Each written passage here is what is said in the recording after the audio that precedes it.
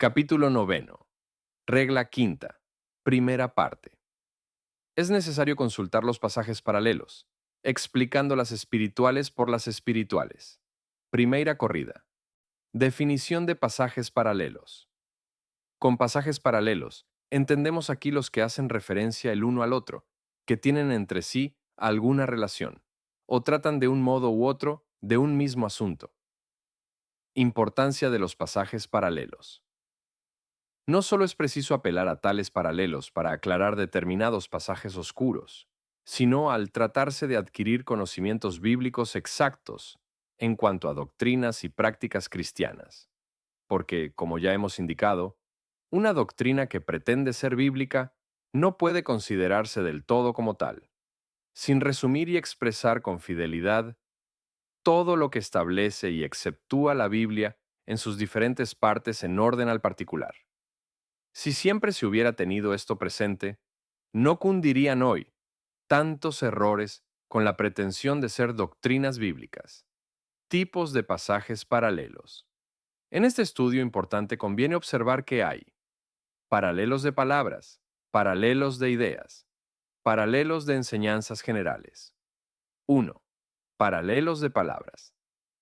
En cuanto a estos paralelos, cuando el conjunto de la frase o el contexto no bastan para explicar una palabra dudosa, se procura a veces adquirir su verdadero significado, consultando otros textos en que ocurre, y otras veces, tratándose de nombres propios, se apela al mismo proceder para hacer resaltar hechos y verdades, que de otro modo perderían su importancia y significado. Ejemplos. Primero, en Gálatas 6:17, dice Pablo: traigo en mi cuerpo las marcas del Señor Jesús. ¿Qué eran esas marcas? Ni el conjunto de la frase ni el contexto nos lo explica. Acudamos pues a los pasajes paralelos.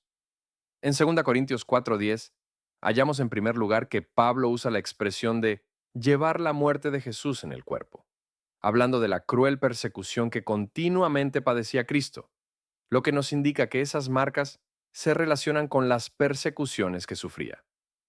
Pero más luz alcanzamos por 2 Corintios 11:23, 25, donde afirma el apóstol que había sido azotado 5 veces con disciplinas de cuero y 3 veces con varas, suplicios tan crueles que, si no dejaban muerto al paciente, causaban marcas en el cuerpo que duraban por toda la vida.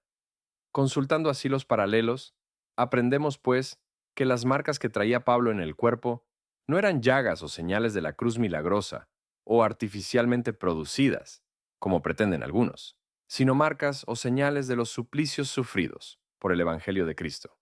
Segundo, en la carta a los Gálatas 3:27, dice el apóstol que los bautizados están vestidos de Cristo. ¿En qué consiste estar vestido de Cristo?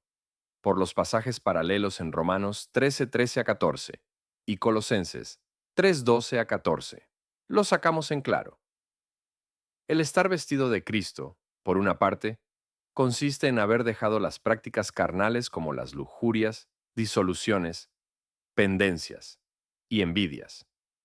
Y por otra parte, en haber adoptado como vestido decoroso las prácticas de una vida nueva, como la misericordia, la benignidad, humildad, mansedumbre, tolerancia y sobre todo el amor, cuyos hechos simbolizaban los cristianos primitivos en su bautismo, dejándose sepultar y levantar en señal de haber muerto a estas prácticas mundanas y de haber resucitado a esa vida nueva, con sus correspondientes prácticas nuevas. Así es como, consultando los paralelos, aprendemos que el estar vestido de Cristo no consiste en haber adoptado tal o cual túnica o vestido sagrado, sino en adornos espirituales o morales propios del cristianismo sencillo, santo y puro. 1 Pedro 3:3-6. Tercero, según Hechos 13:22, David fue un varón conforme al corazón de Dios. ¿Querrá la Escritura con esta expresión presentarnos a David como modelo de perfección? No, porque no calla sus muchas y graves faltas, ni sus correspondientes castigos. ¿Cómo y en qué sentido, pues, fue varón conforme al corazón de Dios? Busquemos los paralelos. En 1 Samuel 2:35, dice Dios: me suscitaré un sacerdote fiel que haga conforme a mi corazón. De lo que resulta, tomando todo el pasaje en consideración, que David, especialmente en su calidad de sacerdote rey, obraría según el corazón o voluntad de Dios. Esta idea se halla plenamente confirmada en el pasaje paralelo del capítulo 13, versículo 14, donde además encontramos que era en vista del rebelde Saúl, y contrario a su conducta malvada como rey, que David sería varón conforme al corazón de Dios.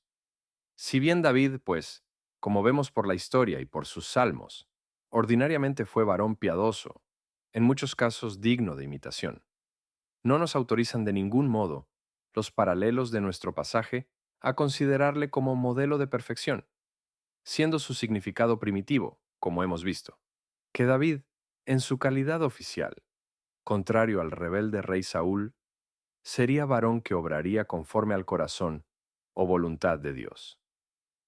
Cuarto, un ejemplo de la utilidad de consultar los paralelos en orden a los nombres propios lo tenemos en el relato de Balaam, que se nos presenta en Números, capítulos 22 y 24, dejándonos en duda en cuanto al verdadero carácter de su persona. ¿Fue realmente un profeta? Y en tal caso, ¿cuál fue la causa de su caída?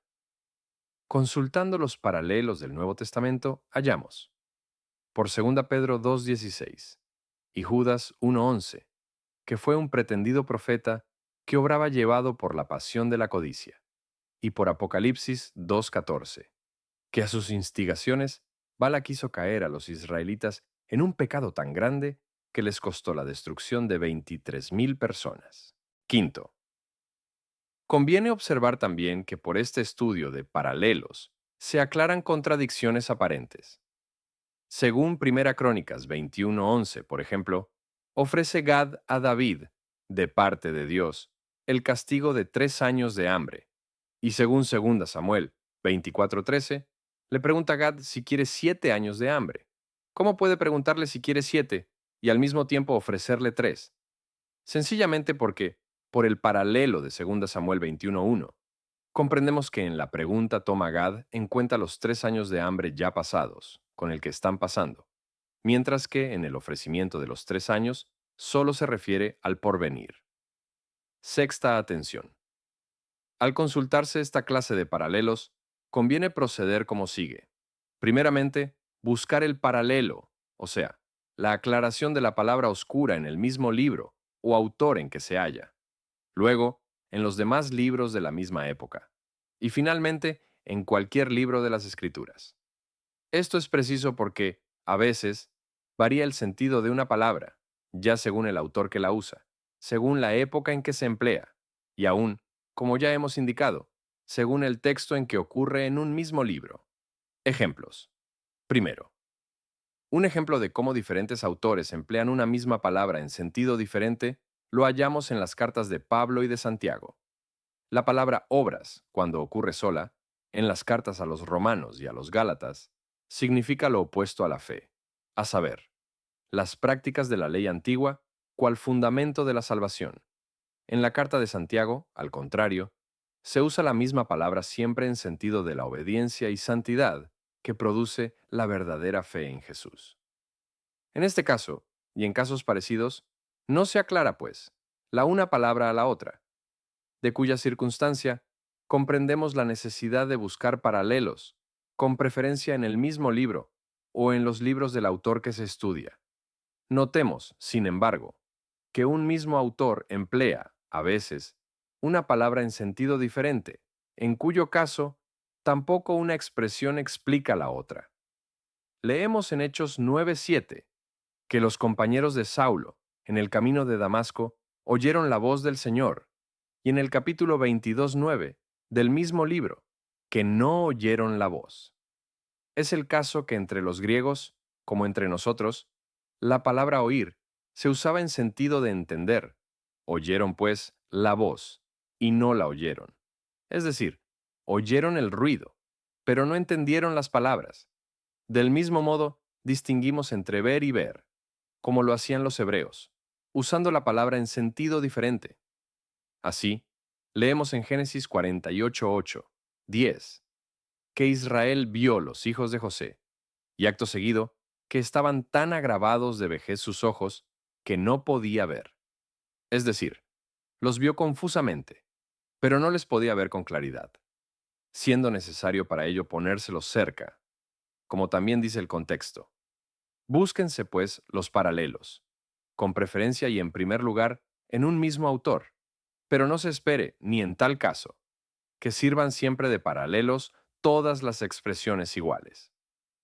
Segunda prueba de cómo puede variar el significado de una palabra según la época en que se emplea, la tenemos en la palabra arrepentirse.